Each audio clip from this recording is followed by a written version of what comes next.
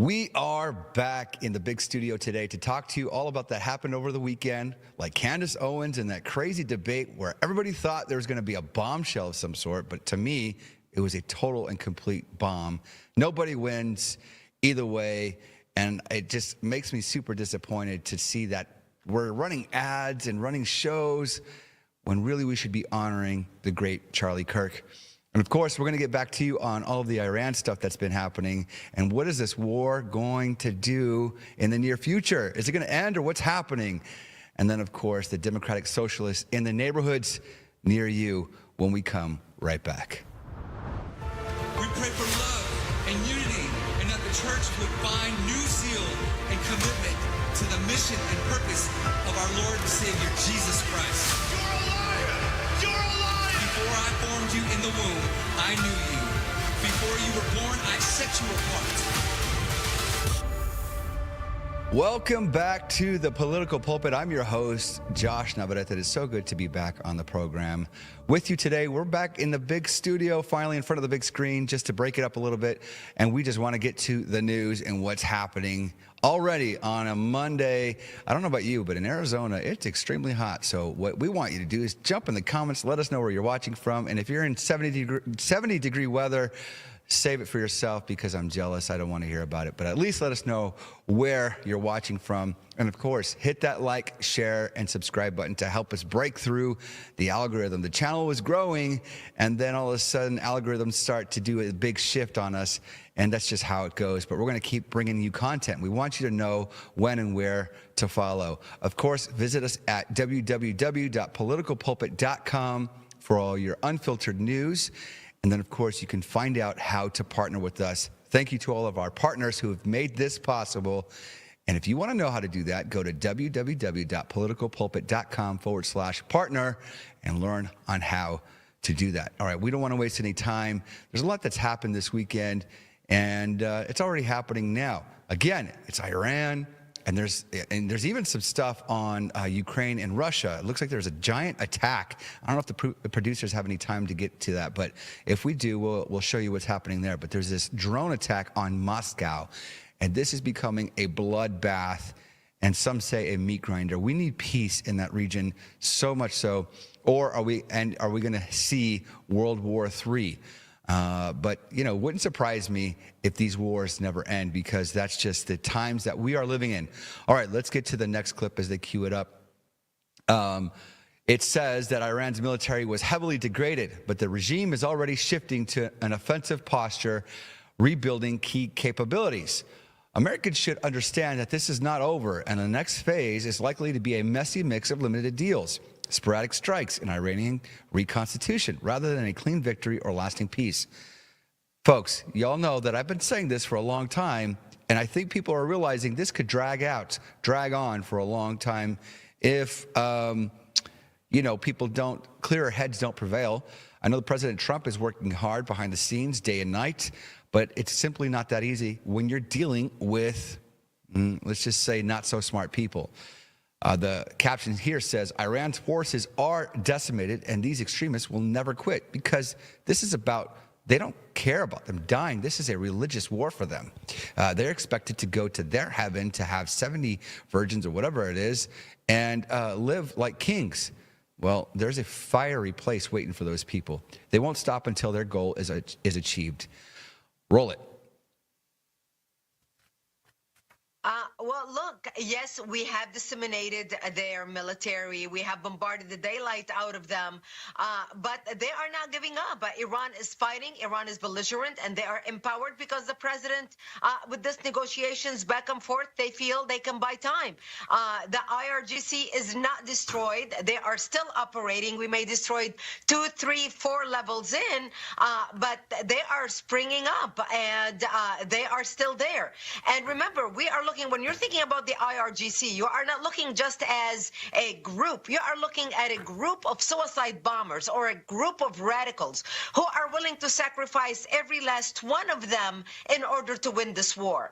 And that's what's happening between Iran and America right now. You know, it's giving Democrats and critics of the president, Blaine, a real opening to continue to I think what she was about to say there is that it's going to give Democrats an opportunity to kind of use this long, drawn-out war for them. I mean, wars in the past have kind of been years and years, and this is, what, a 6 to 8 month war now.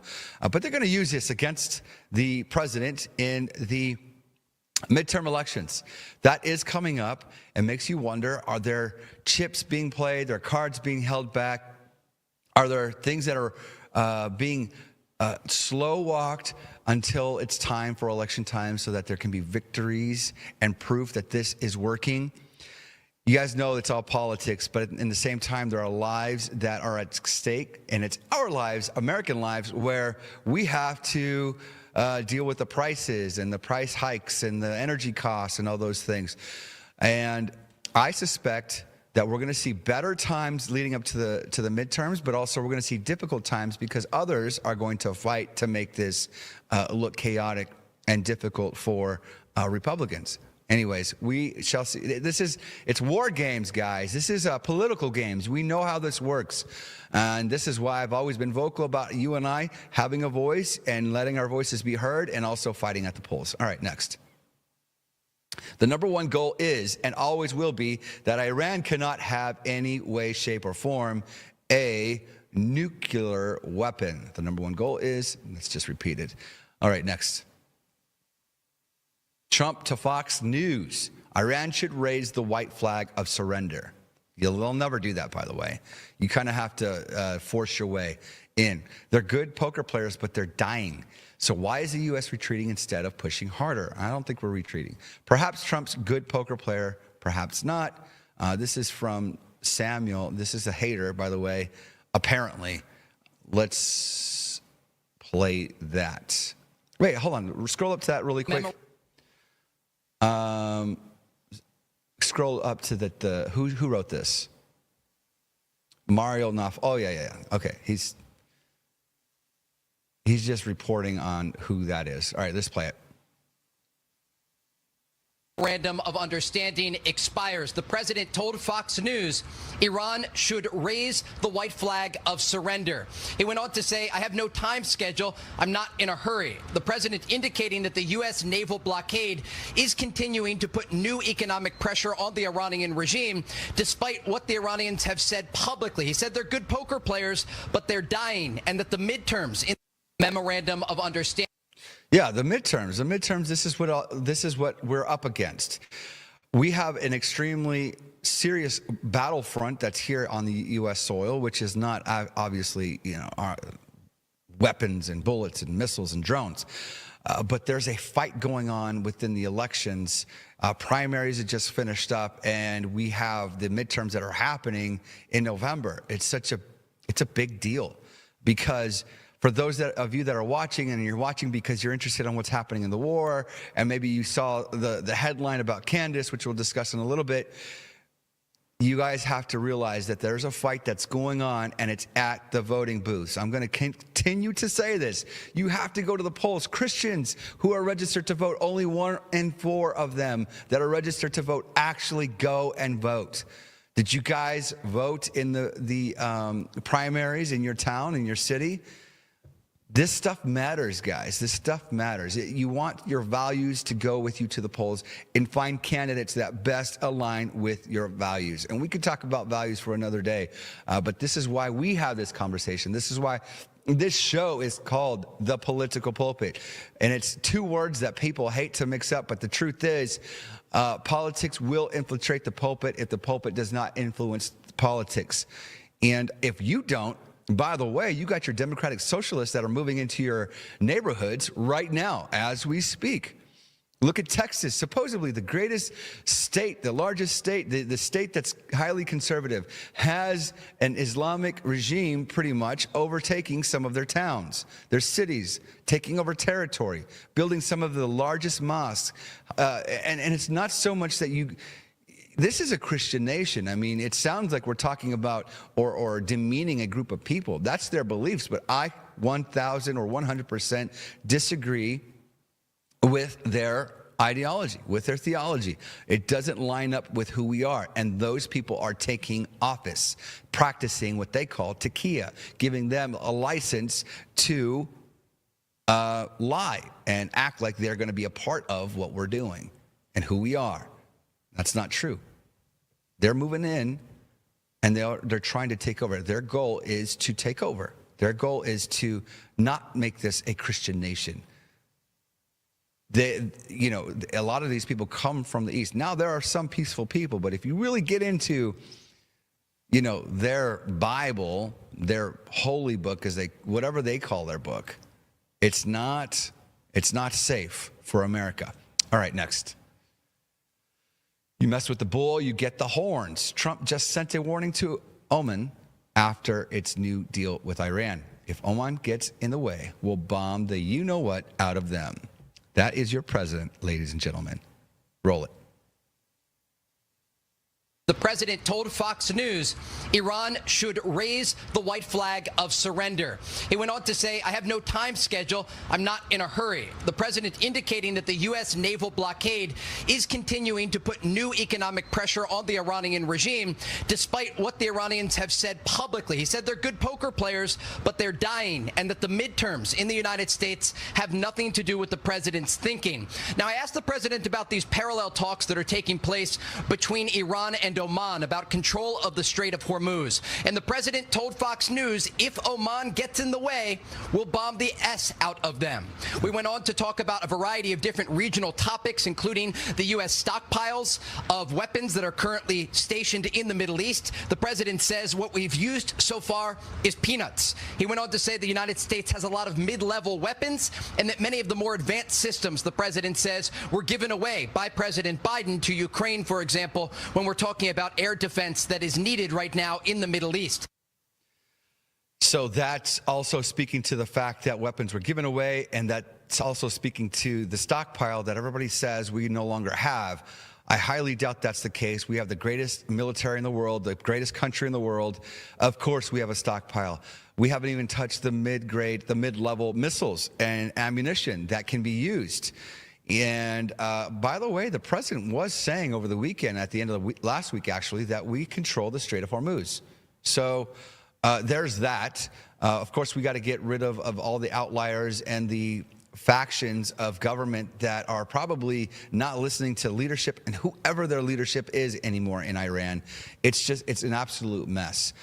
I'm not really concerned about United States having control over Iran or having our way with what needs to be done in that region. My biggest concern, and I think your biggest concern, is what is that going to do for the allies of Iran and others that are not happy with what's happening, like the United States taking control of the Strait, which is a huge economic move for this country that other countries do not want. And I don't know if y'all heard, but Pakistan, who has a nuke, is not happy. So they're partnering and joining in an alliance in that region, which could be problematic. All right, next. Iran just put a $30,000 price on the head of every American service member. $60,000 if a woman does the killing. What? This is not escalation. This is true face of the regime we are dealing with. Don't reduce a cash bounty on American blood. It's too rhetoric. Now, that's like these are the people we're dealing with. They are extreme. This is a way for them. They're from a young age. This is what they're taught. So you can't just assume those that have come over and live that life from the East, that have flooded our borders and integrated into our communities and are building their own communities, don't think like this. They're very extreme, and it's very dangerous. Roll it. There are reports of more threats from Iran against President Trump and our American warriors in the region. Iran's military reportedly offering a $30,000 bounty for any Iranian citizen who captures or kills a U.S. service member. And a top Iranian lawmaker posted this: the president of the United States, instead of his endless bluffs regarding the Strait of Hormuz, should be thinking about securing his own safety so that he doesn't have to resort to fleeing to a food truck. A reference, obviously, to a secret plane switch in Turkey upon news of possible Iranian assassination plots against the president. And the president is not budging on the top priority with all of that distraction that they're trying to say and post. Here's what he posted. The #1 goal is, and always will be, that Iran cannot have, in any shape or form, a nuclear weapon. Here's Indiana Senator Jim Banks. There are reports of more threats from Iran against President Trump and our American warriors in the region. Iran's military reportedly offering a $30,000. That's half the video. But I think this is the other part of this war, is that there's a threat to the president. And so when the president will release his truth messages, I don't believe they're empty threats. I believe that he's serious, because obviously we're here now and he's done what he said he's going to do. What happens is Iran their government's completely broken up, and they have certain talking heads or talking representatives to send messages back. And for one, I don't believe for a second that we're not capable of just taking out every leader. We could just zero in on them via satellite or the technologies that we don't know about, can find them, use these pulse energetic whatever weapons that they use to debilitate people and knock them to the ground without even having a person or a military agent on the floor. I don't know if it's lasers or satellites or whatever it is we have. We could easily take out anybody we want. So don't believe for a second that we're not in control. It's this whole negotiation process so you don't upset everybody else around or outside looking in. There has to be some diplomacy and diplomatic ways. And there might be somebody that runs into this episode and says, yeah, well, the president's not very diplomatic. Listen, I want a very strong leader that doesn't take, excuse my language or my French, but doesn't take crap from anybody. Because especially people like Iran, who says death to America, death to Israel. If they had the weapons, if they had the ability to knock us out, they would do it. They would do it in a heartbeat, no question. So they're putting bounties on American soldiers. Let's think about that. Where are they getting their money from? Well, yeah, I forgot. They get it in cash on pallets delivered by American planes. And that's what's happened in the past. All right, next clip. Now, Jared Kushner reveals President Trump is refusing to cave to Iran. Right now, they're not showing any interest in doing something that makes sense for us.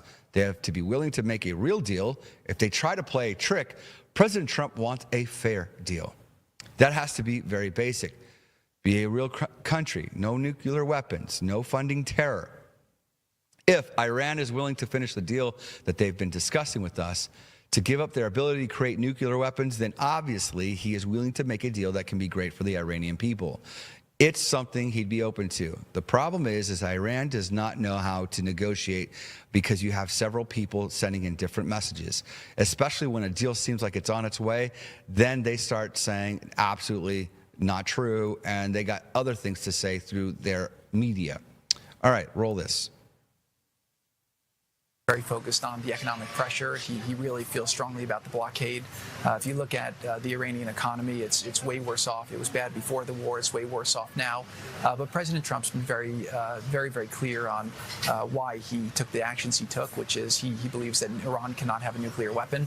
And if Iran is willing to, finish the deal that they've been discussing with us to give up their ability to create a nuclear weapon, then obviously he's willing to make a deal that could be great for the Iranian people, and he's it's something he would be open to. But right now, they're not showing any interest in doing something that makes sense for us. What do you see as the biggest roadblock to reaching an agreement with Iran?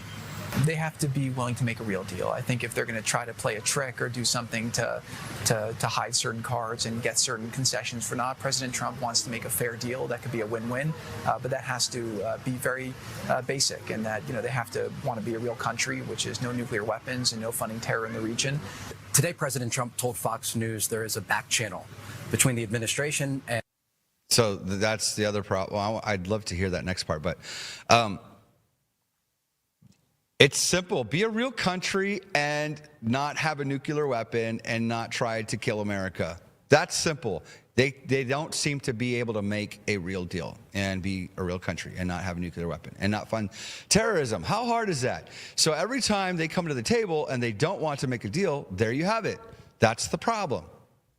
That's the problem. They want some backdoor concession. They want some backdoor deal. They don't want to come to the table and make real deals. That's why we're still here. All right, next. POTUS on the Strait of Hormuz. I like the idea of declaring it a territory. We have total control over that strait. Roll it. I just think it's a great idea, yeah. I mean, we control it. We control it with the blockade. We have a blockade. We control it with the blockade. And I like the idea of declaring it a territory. Why can't you do that? We have total control over the strait. Now, they can be a nuisance. They can put a mine in the water, and people don't like having mines hit their billion-dollar ships, you know, et cetera.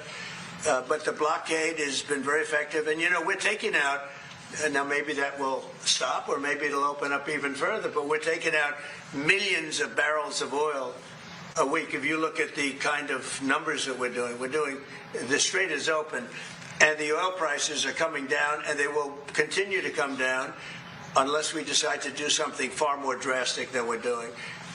Iran is in big trouble. They have 300% inflation. The country's a mess, and the military is totally defeated. I just think it's...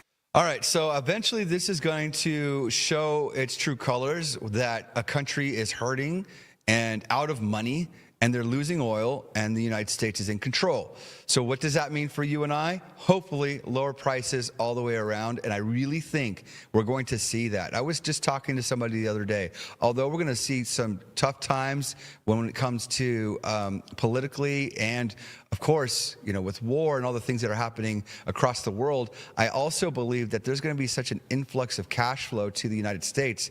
You would be silly not to tap in and somehow make some of that money. I don't want to be a doom and gloom show or news outlet, because it is tough. News does sell. Bad news does sell. And I realize that people gravitate to that and they get worried and they want to see what's going to happen next. That's not the goal of the show. Although I want to be prayerful and vigilant and want to let you all know what could happen in the near future. But I also think, especially for Americans and especially for God's people, you should get ready for the prosperity of Christ that's going to come our way as a great nation, as a Christian nation, as long as we continue to fight, stay vigilant, stay hopeful, stay prayerful, get in your word, and fight for America. All right, next. President Trump just mic dropped useless allies. All I want is fairness. We can't go around and protect all these countries, especially when they're not there to help us. Roll it. Get involved. Why are we doing it? So all I want is fairness. And South Korea, I get along with them very well, but they were paying $3 billion a year. And then they convinced Biden that I was probably a bad person and they shouldn't, and he immediately rescinded that order. So we were getting paid. We would have been getting paid a lot more, but we can't go around and protect all of these countries, especially when they're not there to help us. Right. They get involved. So what I've never understood is why does America get involved in other countries? And we provide the resources and the support and the protection, and those countries make their money through whatever means necessary, whether it be their rare minerals, oil, energy, whatever it is, tariffs, however they're making their money, they have no obligation to pay America. I think that's insanity. And I love that the president requires that these countries pay us back. And that needs to continue to happen. And South Korea needs to pay its debts. Next.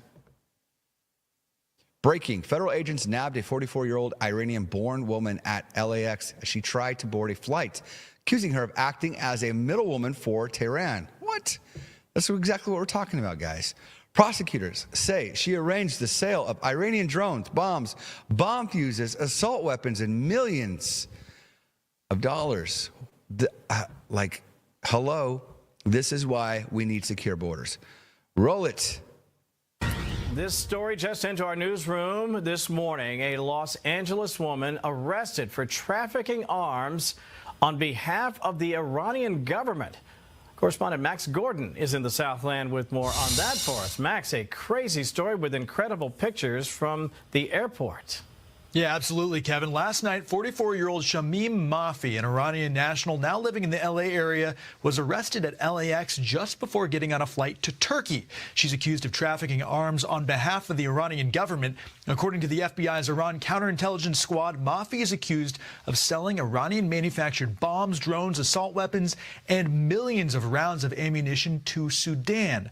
Mafi was allegedly coordinating with the Islamic Revolutionary Guard Corps. According to the federal government, one of the contracts was worth 60 million euros, brokering the sale of Iranian-made drones between Iran's defense ministry and Sudan. In another instance, Mafi is accused of selling 55,000 bomb fuses to the Sudanese military. According to the criminal complaint, Mafi is a lawful permanent U.S. resident, though not a citizen. She was born in Iran, relocated to Turkey, but most recently has lived in Woodland Hills, California. Mafi travels frequently to Iran, Turkey, Oman, and other countries, and according to the feds, executed her illegal weapons brokering scheme from multiple locations, including right here in California. Wow. She's currently charged with conspiracy to violate the International Emergency Economic Powers Act. If convicted, Mafi faces up to 20 years in federal prison. Kevin, back to you. These people, so she apparently kind of went through the paperwork the right way. She did what she needed to do, except she's running a whole scheme and selling probably millions of dollars worth to these other countries. That is very crazy. And imagine for those that aren't following the rules and who's in the country right now making deals. That's crazy. All right, let's go to the next one. President Trump is going off on South Korea. Let's skip that one. We already did that one. We have 39,000 soldiers over. South Korea needs to pay up. That's ridiculous. President Trump tells Trey Yingst he's in no hurry as a back channel with Iranian Revolutionary Guard officials remains open. Oh, this is that clip that I wanted to hear about. We got a back channel with Tehran. So I'll roll this.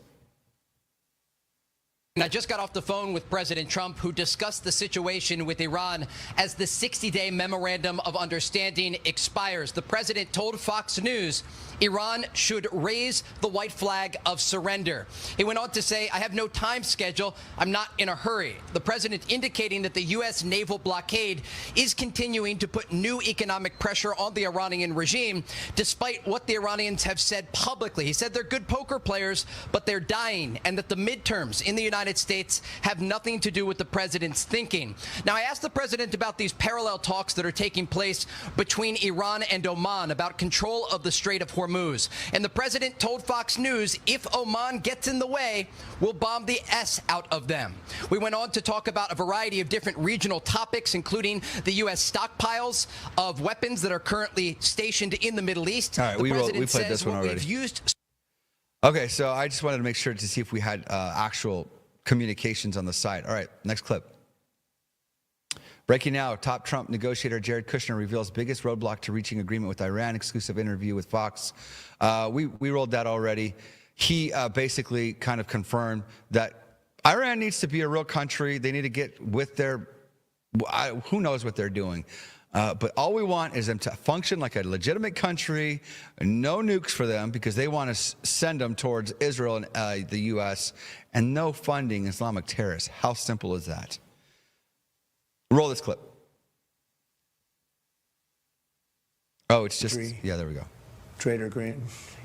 Or some people call her Taylor Green. Some people call her Taylor Brown because green sometimes turns to brown, which isn't nice.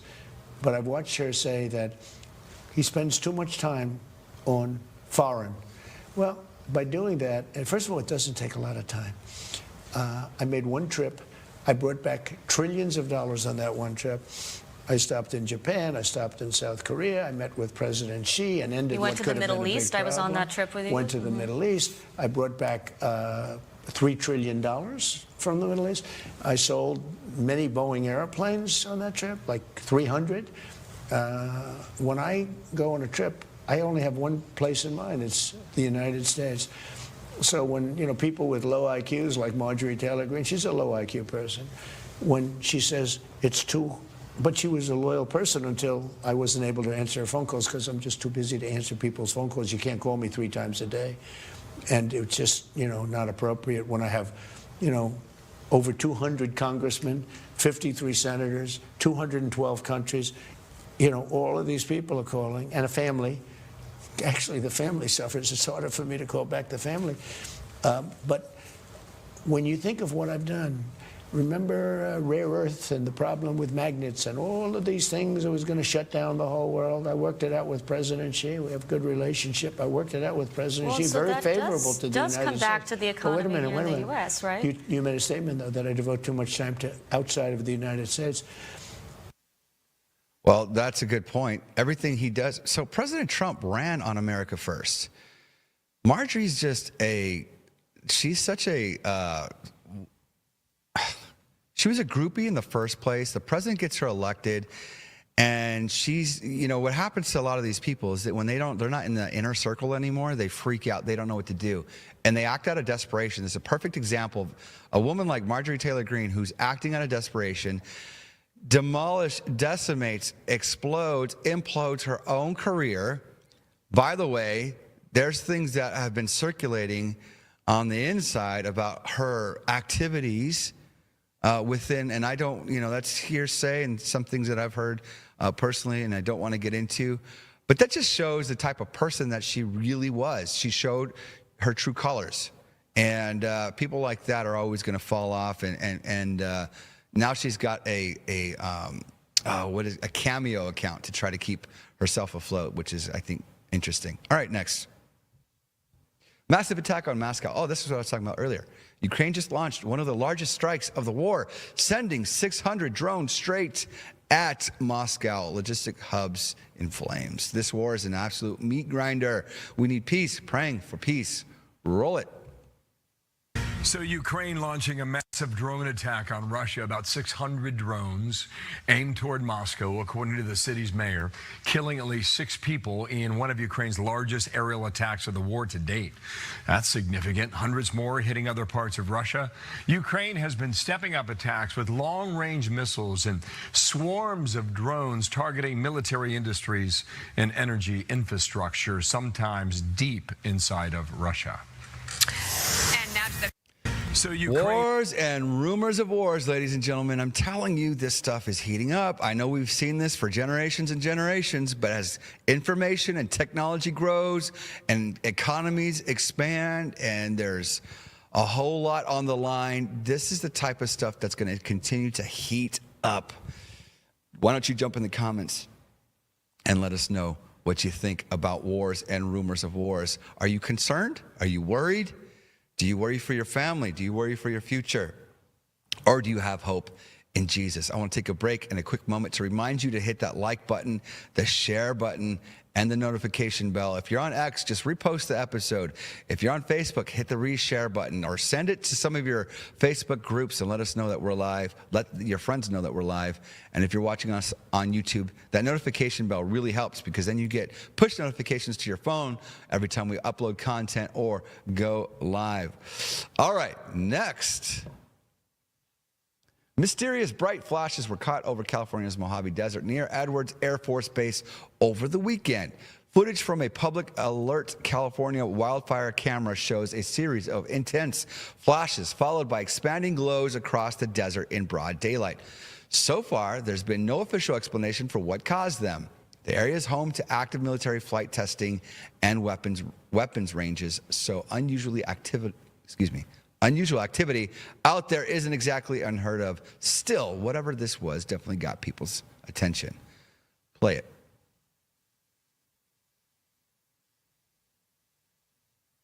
What? That is, looks like fireworks. Relax, people. Just a little light show for the kids. It's not aliens. If it's not in the sky, nothing to be worried about. They're probably testing some sort of ground something with lights on it or some sort of explosive. All right, next.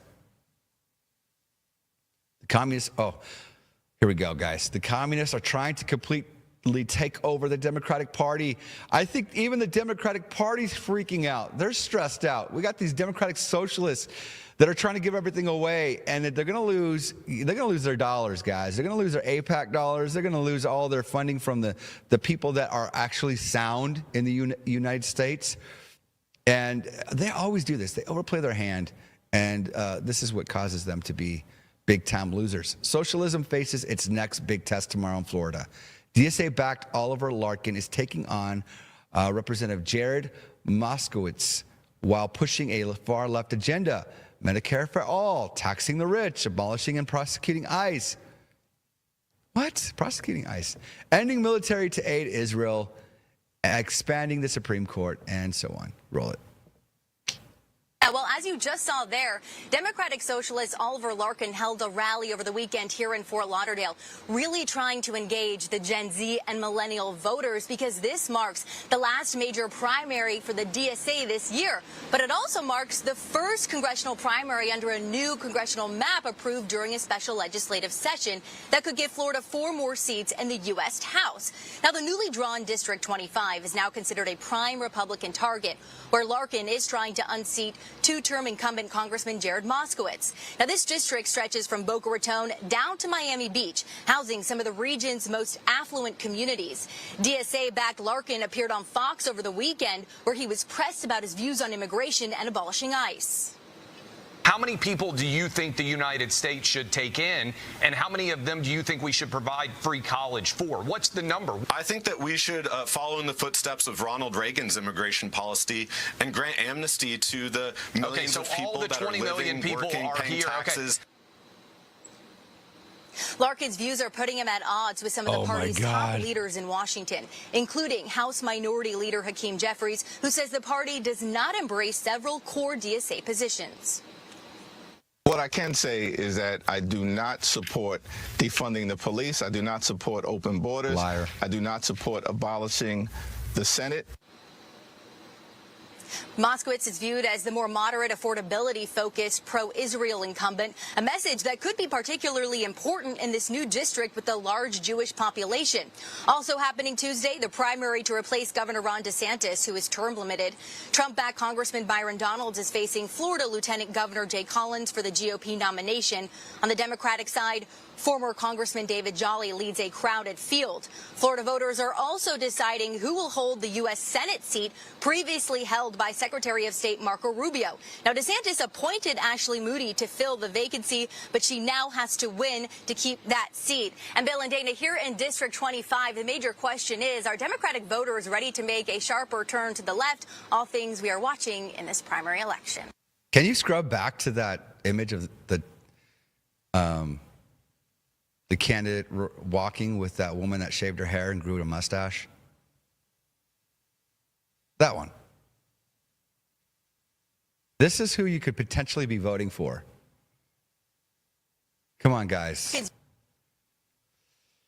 That is your Democratic Socialist coming to a neighborhood near you. What is America come to unless America continues to fight and you and I wake up and people that we know who believe just like you and I go to the voting booths and vote these people out, get them out of the country.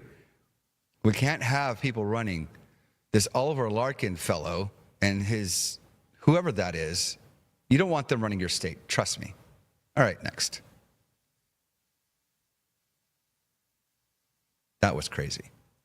America, wake up before it's too late. A record 230 plus Muslim Americans are now holding elected office. Foreign Congress, in November 2025 alone, dozens more won. Mayors, city councils, and school boards. It's a whole takeover, guys. It's a conquest. New York City just got its first Muslim jihadi mayor, Zohran Mamdani. While Americans stay home and treat elections like background noise, a highly organized Muslim voting machine treats them like an open invitation. Now turnout plus disciplined block voting equals control. School boards, city councils, state races, even some congressional seats. A few thousand coordinated votes can flip the outcome. They've done the math. They're running the playbook. Mosques, encouraging turnout. Encouraging turnout. So mosques, this show is called The Political Pulpit, and a lot of people don't like that term, and they say no politics in your churches. But yet you got mosques encouraging turnout. Wake up. C4, advocacy groups, lobbying and mobilizing, candidate forums, prepackaged voting blocks delivered to whoever bows the lowest. In New York, citywide turnout was abysmal, yet CAIR's own numbers showed Muslim voters turning out at double the rate and backing Mamdani near unanimously. In smaller cities, it's even more decisive. 1 in 5 voters in some municipal races. That's not representation. That's leverage. This is how democracies are quietly reshaped, one low turnout race at a time. We, the people, must match that intensity. Register, vote in every election, especially the local ones. Everyone ignores. There's people in my town right now in Arizona, Mesa, Gilbert, Chandler, CD4, who's I'm sorry, TPUSA, but they're acting like they're a Republican. I'm not okay with that. I'm not okay with that. Trying to take over CD4 as a Republican. That's Takia in a mask. Attend the meetings, organize, get churches and communities engaged. Stop sleeping through the invasion of our political system. The door's wide open. We either walk through it or they will get engaged now. Take a look at this. Play it. Assalamu alaikum.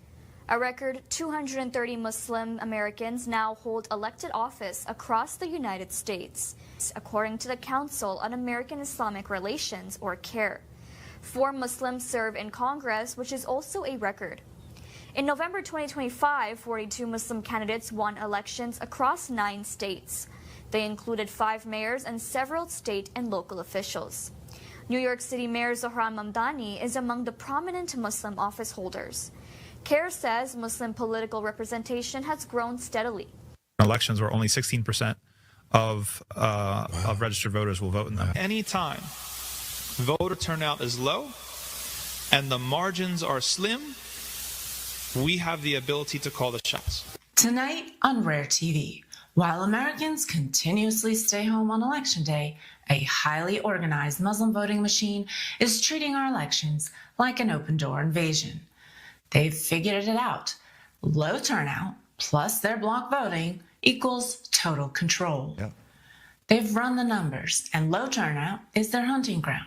School boards, city councils, congressional seats, every seat where a few thousand dedicated block votes can flip the outcome.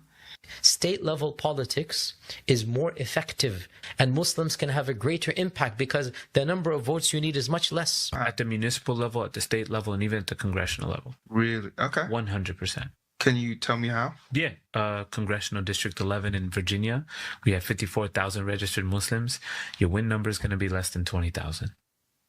Muslims can go and put a Muslim in there. So this is the time for Muslims to be more engaged in their communities. A year ago, we organized a Muslim community in Malden, and we started an organization called Engage Malden. And what we did is we empowered the Muslim community to go and vote and be involved in the political system in the city.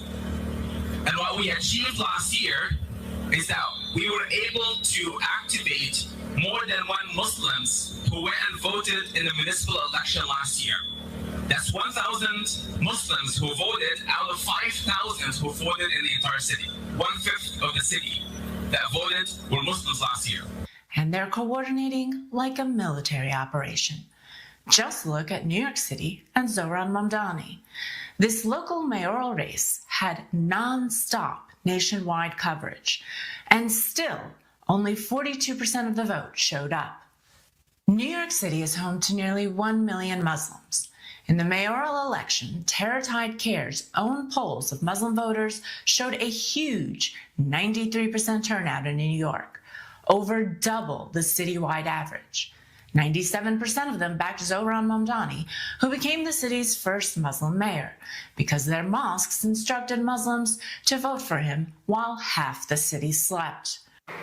In New York City, 1,500,000 Muslims, 300 masjids, 30 full-time Muslim schools, and 10,000 Muslim All right, I think you guys get the point. A mosque like They're moving like a military within. They have a movement. I mean, y'all thought that Turning Point USA had a movement. These guys have their own, and they don't need the lights and the sparklers to do it. As a matter of fact, they're mobilizing probably faster and better than anybody else right now. And if you're not careful, and if America doesn't wake up, you're going to lose your school boards. You're going to lose your city councils. There are cities, states right now that it's completely 100% Muslim city council members. What are we doing? What is America doing right now? And you're going to cry about the American church getting involved? Or I'm going to say the American church needs to get more involved, more than ever. You should not be silent about getting your church involved. Every church in this country that believes in the Christian values that this country is founded on should be talking about their elections. I mean, there was a pastor, I want to say, was it Texas? I can't remember. Where's Tallarico running, by the way? Somewhere, he's running somewhere. And they pulled him on his giant mega church platform and said, we're not supposed to endorse, but I'm putting my 100% backing on Tallarico. What are we doing? What are we doing right now? We better not lose these midterms. We'll be in a lot of trouble. Especially, it's not even the Democrats that I'm worried about. It's the Democratic Socialists and the radical Islamists, jihadists that are running for office in our country. What are we doing? It's like 9/11 was way too long ago. It was too far away. Y'all don't even remember where you were when that happened, apparently. All right, next. It's the most dangerous place in the world to be a Christian. Islamic jihadists are massacring Christians across northern Nigeria as much of the world yawns and looks the other way until the jihad suddenly comes to their doorstep. You know, I think we should do a special with some of our friends that are fighting against Christian persecutions. And we need to really focus in and zero in on this subject, because today it's in Nigeria and tomorrow it's at your doorstep. Roll it. In northern Nigeria, another deadly attack has left 30 Christians dead. And according to the organization across Nigeria, the Christian death toll there has now reached more than 3,000 in 2026 alone. Give us a sense of the state of play in really one of the world's main hubs, I'm sad to say, for Christian persecution. Yeah, last year, 72% of all the Christians killed in the world were killed within about a 300-mile radius of our field office in northern Nigeria. So it is the most dangerous place in the world to be a Christian right now. We went from one village, one of our widow communities was attacked when we arrived. There were 14 massacred, 2 pregnant women and 1 4-year-old child. Right after that, we got called to another one of our widow villages, and there were 10 that were massacred there. An hour after we left, they came back and killed another 5. It got to the point where these attacks were happening almost on a daily basis. And just recently, we had an attack in another one of our widow communities that killed 30, and 11 of those that were killed were children in southern Kaduna State. So it's getting worse, and it's the worst that I've ever seen it in over a decade of working there. In over a decade of working there with those people, it's getting worse. What are we doing? America, actually, I believe these are the fights that we need to fight against. These are the battles we need to take on. And we need to put pressure on those countries and their leadership to fight against these extreme jihadists. It's in Nigeria today. It's in Africa today. It's in these other countries today. We need to rise up so it doesn't happen in America. It's an unsafe situation, and Americans need to wake up. All right, next. Just now, Erica Kirk says it perfectly. Islamification is not compatible with America or with the U.S. Constitution. Erica knows what Charlie knew. Islam is not compatible with Western civilization. Period. In Islam, you are allowed to lie. You are allowed to deceive in front of God as long as it advances the aims and goals of Islam. Islam is a religion of the sword to create a global caliphate. We must heed his warning and stop the Islamization of America at all costs. Christian nation. Okay, all right, she's saying it. Now, there's some people running who are claiming they have the support of TPUSA, and I'd like to bring that out to light. And I know, maybe they won't even see this, but if it's the case, especially in my district, It needs to stop. Go ahead and play this. You cannot question this state. Number two, they do not believe in freedom of expression or freedom of religion. In Islam, in the verses, you are allowed to lie, you are allowed to deceive in front of God as long as it advances the aims and goals of Islam. You are allowed to masquerade a different version of yourself, a foreign concept to those of us as Christians.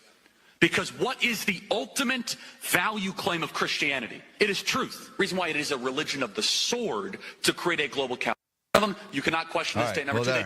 I hope, that's Charlie saying it, but I didn't hear. We'll just hold that. We'll hold that to, we miss Charlie, and those words couldn't ring more true today. All right, next. Watch Candace Owens' show versus debate, the contradictions, goalpost moves, and gaslighting. As one claim after another falls apart. We'll play this, but here are my thoughts. We got nothing out of this debate. As a matter of fact, they got more money out of it because they're running ads to this, and I just think it's gross. I wish, I really like PBD, Patrick Bet-David, and I understand why he took this on, but the fact that they're making money and they're running ads, and I get it, they got to pay the bills and all that stuff, but over Charlie's name, I'm just not a fan of it. And Andrew, by the way, he's just a good debater, and they sent him to debate her, which was, I would have told him not to do it, because all he did was try to move and manipulate her words by every time she spoke. Like, I don't believe Candace's side, by the way. I'm not on Candace's side at all. But the way he treated the situation, and every time she spoke, it was like he was trying to derail her thoughts and move her in a different direction and get her to say certain things so they can clip it and run it. We all know how this works. She's not going to say certain things so they can clip it and run it. That's all that was. And she's smarter than that. She is a smart girl. She knows she's just deranged, I think, or lied to, or I don't know what her problem is. I don't believe in her theory. I also don't know that we're going to get the full truth on the other side either. That's how these things go, unfortunately. We're not going to hear the truth on who was involved and why Charlie was truly. It could be a situation where this guy really didn't like him and he took the shot. But I don't know that that's the case. I feel like there was much more involved, and we'll never know the truth. And I don't know who's involved. I don't want to say that Turning Point was, because that's not the case. But this Andrew guy, where did he come from? He was over there calling Erica retarded, and then he meets her one time, and all of a sudden he's like their champion. It's just crazy. Roll it. It's 4 minutes. There's overwhelming evidence. Can't play all 4 minutes. Let's just scrub through it a little bit. Tyler Robinson killed Charlie Kirk, and 2, Candace's belief that there's overwhelming evidence that Tyler Robinson was a patsy and didn't kill Charlie Kirk. Why is it that we should go with this idea that it was a patsy? I'm not saying that we should go with the idea that it was a patsy. I am saying that there is. I thought that was the whole defense, your whole claim. No, Tyler Robinson. They're going to convict him. Right? They found their patsy. They're going to make it work. The alleged shooter. You think they're a patsy? Of course, they're a patsy. A patsy, which is what Tyler Robinson is. Tyler is a patsy. I maintain that. What we've all suspected, that Tyler Robinson is indeed a patsy. I'm not saying that we should go with the idea that it was a patsy. Was Lance Twiggs' DNA on the rifle, as far as you know? Prints which were found on the gun, which of course included Lance Twiggs. More evidence that Lance Twiggs simply took Tyler Robinson's family heirloom of a gun and helped the feds set him up as a patsy. More of his DNA than Tyler's on the gun, that there is objectively more overwhelming evidence that Lance Twiggs did this crime. Lance Twiggs has his DNA on the rifle. Well, it's Tyler's rifle, but Lance's DNA is more prominent. How does that happen? Was Lance Twiggs' DNA on the rifle, as far as you know? We can't say that for certainty. As far as you know? We can't say that for certainty. No, as far as you know. We can't say that for certainty until we know what other the 5 sets of prints were on. So that would be no as far as you know. We can't say that for certainty. There is why it is impossible for me to think that Erica Kirk is not complicit somehow. That Tyler Robinson was 100% responsible for the death of Charlie Kirk. Let's just say she believed it with every fiber of her being, believed all the evidence, because she did. She just actually did. Would it then follow that somehow she's complicit in his death? I didn't say implicit in death. amount of evidence that is now piling up against Erica Kirk. I've seen enough. Erica Kirk should be dragged into a police precinct. I'm at the point right now, I want Erica to just drop a book like, If I Did Do It, you know, like OJ did. If I Did Do It by Erica Kirk, the Black Widow, the CEO. And I think Erica is calculated. And I want to say to JD Vance, you better wake up fast, okay? That's a Black Widow, my friend. You will get bit. I didn't say implicit in death. You added those two words. Tyler Robinson, we can exclusively confirm to you all, drove 3 hours away from Orem, Utah, down to Panguitch, Utah. Grabbed himself a seat at the bar at this steakhouse. All right, that's good and he enough. ordered himself some more food. That's good enough. So basically, what we are saying is what we've all known is that Candace gets brave when she's by herself and says crazy things, and she kind of ignites her audience to think otherwise. I don't know that she actually believes everything that she said, and she didn't act as brave as she would in what she did when she was sitting there with Andrew. I also don't like the way Andrew handled himself, but the whole thing was a mess. I didn't like any of it, and I'm curious to know what you all think. What do you think? Either way, shouldn't they just, that's her story, that's her show, and Andrew's kind of riding the wave of TPUSA and this message of Charlie Kirk. And this guy Andrew, he's not a great human being anyway. He's calling all women retarded and saying the terrible things. And for him to kind of like champion this whole conversation, pay Candace $300,000. You knew she needed the money for litigation that she's within. So you're also opportunistic. Patrick, David, I wish you wouldn't have done it, but hey, I get it. I understand you were trying to get two voices and to have the conversation for the public. I actually like Officer Tatum's role in this and his perspective, because he seems to have a more sound. All right, that's all we have time for today. We'll have more for you tomorrow here on the big set in front of the big screen, and we're so happy to be back. We want to thank all of our partners, all of our patriots that have just been a great resource for us to help us keep this thing going. We couldn't do this without you. And you can email us, visit us at www.politicalpulpit.com. Also sign up for our newsletter, and that way you can get the news fast and in a hurry. Thank you all for joining us. We will see you next time. Thank you, and God bless.